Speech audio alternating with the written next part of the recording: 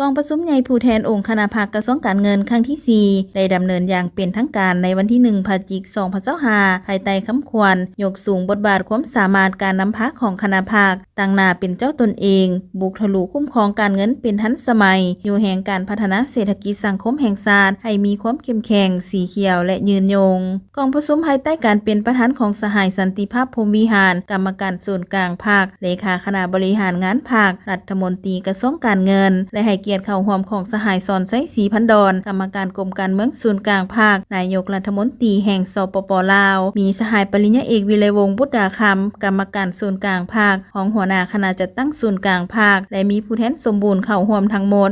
323สหายหญิง100สหายเป็นตัวแทนให้แก่สมาชิกภาคทั้งหมดทั่วองค์คณะภาคกระทรวงการเงินจำนวน 1,024 สหายหญิง374สหายในกองประชุมได้พร้อมกันค้นคว้ารับรองเอาอย่างเป็นเอกสารต่อบทรายงานการเมืองของคณะบริหารงานภาคกระทรวงการเงินครั้งที่ 3 แผนพัฒนาคะแนนการเงินระยะ5 ปีบทสำรวจการนำพารวมของคณะบริหารงานภาคกระทรวงซึ่งได้พร้อมกันตีราคาหมากผลแห่งการจัดตั้งปฏิบัติมาติกองประชุมใหญ่ผู้แทนองค์คณะภาคกระทรวงการเงินเห็นได้ผลสำเร็จอันพ้นเด่นหอบด้านที่ญาติมาได้และในกองประชุมยังเป็นเอกภาพด้านอ่อนข้อคงค้างและบทเรียนที่ถอดถอนได้ในการนำพาชี้นำของคณะบริหารงานภาคและได้รับฟังการประกอบคำเห็นจากสหายผู้ต่างหน้าจากบรรดากรมวิชาการภาคฐานหน่วยภาคต่างหน้า3องค์การจัดตั้งมหาชนน้ำตื่มอีกในกองประชุมผู้แทนกองประชุมได้พร้อมกันใช้สิทธิประชาธิปไตยของตนปอนบัตรคัดเลือกเอาคณะบริหารงานภาคกระทรวงการเงินสุดใหม่ผลพื้นฐานตามหลักการล้มศูนย์ประชาธิปไตยถูกต้องกับระเบียบภาคและมาตรฐานเงื่อนไขที่กำหนดไว้ซึ่งมีผู้ออกรับสมัครเลือกตั้งจำนวน29สหายหญิง5สหายแต่เลือกได้จำนวน25สหายหญิง5สหายและพร้อมกันเอกสารเลือกตั้งเอาคณะประจำภาค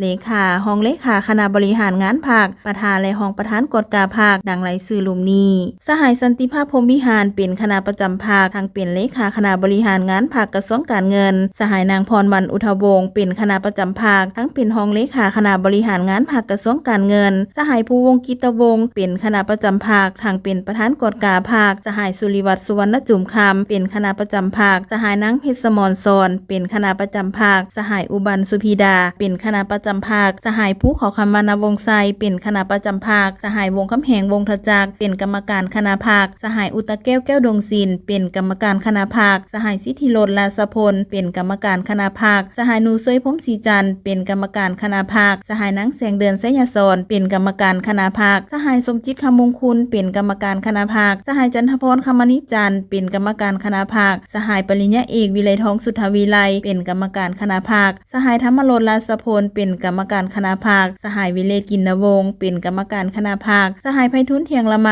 เป็นกรรมการคณะภาคสหายศรีจันทาธรรมวงศ์เป็นกรรมการคณะภาคสหายอุดรธรรมวงศาเป็นกรรมการคณะภาคสหายขันคำไสยวงศ์เป็นกรรมการคณะภาคทั้งเป็นห้องประธานกฎกาภาคสหายคำพันธ์พันธุลักษ์เป็นกรรมการคณะภาคสหายนางบัวเลิงคินดวงสวรรค์เป็นกรรมการคณะภาคสหายท้องฤทธิ์กิ่งแก้วอุดมเป็นกรรมการคณะภาคสหายนางแสงไพวันแสงอาภรณ์เป็นกรรมการคณะภาคและสหายบุญเกิดสุวรรณเสนเป็นห้องประธานกฎกาภาคโอกาสนี้สหายสอนไซศรีพันดรกรรมการกรมการเมืองส่วนกลางภาคนายกรัฐมนตรีแห่งสปป.ลาวได้ให้เกียรติโอ้ลมซึ่งสหายได้แสดงความย่องยอสมเสยต่อผลสำเร็จของคณะภาคสุดเก่าที่ได้นำพาชี้นำสมาชิกภาคพนักงานราชการแขนงการเงินในการปฏิบัติหน้าที่การเมืองของตนและญาติมาได้ผลสำเร็จในหลายด้านพร้อมทั้งได้เน้นต่อบางด้านอ่อนข้อคงค้างบางด้านที่จะต้องได้สืบต่อนำไปปรับปรุงแก้ไขในต่อหน้าเป็นต้นเอาใจใส่ศึกษาอบรมการเมืองแนวคิดให้สมาชิกภาคพนักงานแขนงการเงินเพิ่มทวีการนำพาของคณะภาคทุกขั้นเพื่อสร้างการหันเปลี่ยนอย่างแข็งแรงและลึกซึ้งปรับปรุงกงจักรให้กระทัดรัดและหันเป็นเจ้าตนเองด้วยการบุกทะลุอย่างตั้งหน้าในการคุ้มครองการเงินเป็นทันสมัยเด็ดขาดแก้ไขปัญหาปรากฏการณ์ย่อท่อในแขนงการเงินอย่างแท้จริงเพราะแขนงการเงินถือเป็นแขนงการมหาภาคใหญ่คือหมากหัวใจเป็นเส้นเลือดใหญ่ในระบบเศรษฐกิจของประเทศ